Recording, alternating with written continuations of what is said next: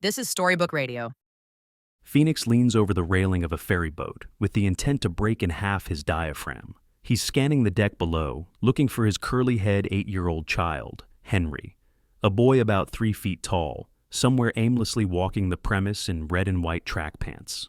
To his detriment, he sees nothing but a clear walkway with shadows projecting off beams, holding together a boat that is a mix of the Titanic and the Jolly Roger. Below him, passengers revel in luxury, completely oblivious to the roaming kid.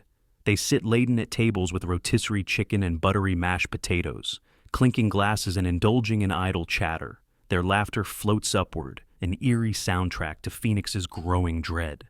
"Henry!" Phoenix shouts, his voice rising in a panic that scrapes raw against his throat. His call echoes over the open sea, swallowed by the sound of lapping waves. The water ripples gently, the surface deceptively calm. But something shifts in Phoenix's mind. A primal alarm that flips a switch he can't ignore. Panic gives way to raw instinct, and his body moves before his brain can fully process the situation. He lunges toward the stairs, taking them 2 at a time. His boots slam against the metal, the vibrations reverberating up the frame. On the second flight, his foot slips, and he falls forward, catching himself on his hands. Pain shoots through his wrist, but he pushes through it, hauling himself upright and sprinting toward the boat's edge. The 2-story drop looms before him, and for a split second, doubt flickers in his mind. Then he sees it, a flash of curly hair, the red of Henry's track pants blending with the sea as the boy sinks beneath the waves. Without hesitation, Phoenix vaults over the railing. The rush of wind steals the breath from his lungs as he plunges into the cold abyss. "Stop that man!" A rugged voice shouts somewhere behind him, but it's too late. Phoenix's body cuts through the water with a deafening crash. The icy chill bites at his skin, shocking his senses. But he doesn't falter. He kicks hard, propelling himself downward, his hands slicing through the water as he searches for Henry. A lifeguard in red trunks dives in after him, his skeletal frame almost comical against the vastness of the sea. But the question lingers, gnawing at Phoenix's mind. How had he missed this? How had a kid slipped past everyone and into the ocean? As Phoenix fights the current, something tangles around his arm. He pauses, his pulse hammering as his eyes adjust to the murky depths. Debris floats around him, rusted metal rods and jagged scraps of a boat, bobbing through the currents. They weren't there moments ago. Could turbulence from the boat's propellers have dislodged them? Or had Phoenix's frantic movement stirred them to the surface? He doesn't have time to dwell on it. He pushes through the web of wreckage, diving deeper, the salt water stinging his sinuses and clouding his vision. Then, finally, his fingers graze something soft. He grasps at it desperately, his heart clenching as he pulls Henry's lifeless form into his arms. Breaking the surface, Phoenix gasps for air, Henry draped over his shoulder. The lifeguard is beside him now, helping to pull them toward the boat. Together, they struggle against the current, their progress agonizingly slow. When they finally reach the cargo hoist, Phoenix's muscles burn with exhaustion, but he refuses to let go. On deck, the lifeguard springs into action, beginning CPR.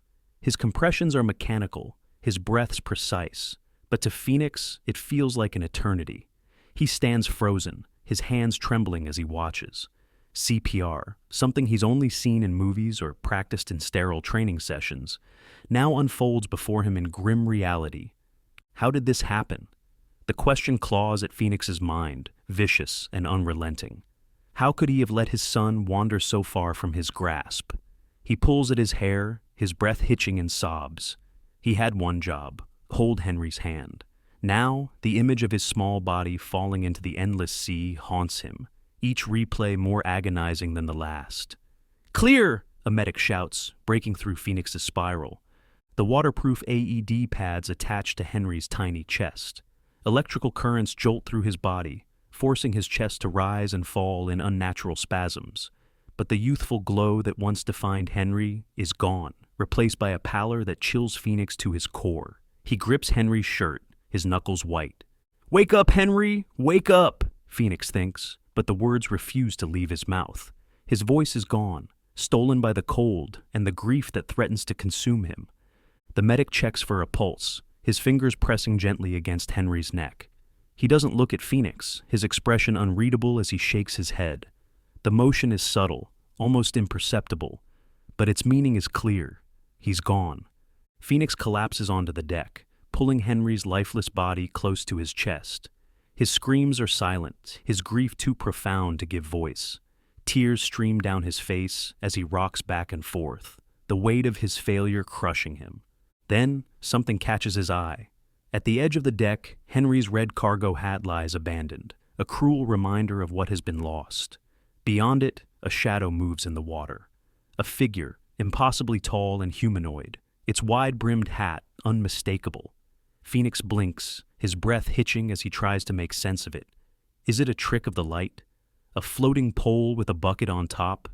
The shadow lingers, its presence oppressive and unshakable, as if mocking him from the depths.